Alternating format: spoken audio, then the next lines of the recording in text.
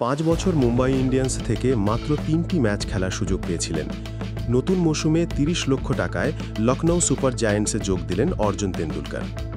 Kolkata night Riders থেকে ট্রেডের মাধ্যমে ফের মুম্বাই ইন্ডিয়ান্সে যোগ দিচ্ছেন ময়াঙ্ক মার্কান্ডে। 30 লক্ষ টাকায় তাকে দলে নিয়েছে মুম্বাই শিবির। একমাত্র বিদেশি প্লেয়ার যার ট্রেড হয়েছে।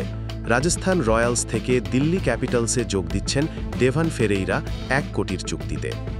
শার্দুল ঠাকুর লখনৌ সুপার জায়ান্টস থেকে মুম্বাই ইন্ডিয়ান্সে যোগ দিতে চলেছেন।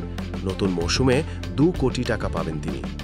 প্রাক্তন নাইট নীতিশ রানা রাজস্থান রয়্যালসে 1 মৌসুম কাটিয়েই দিল্লি ক্যাপিটালসে যোগ দিতে চলেছেন। সেখানেও 4.2 কোটি টাকা পাবেন তিনি। তালিকায় আছেন মোহাম্মদ শামিও।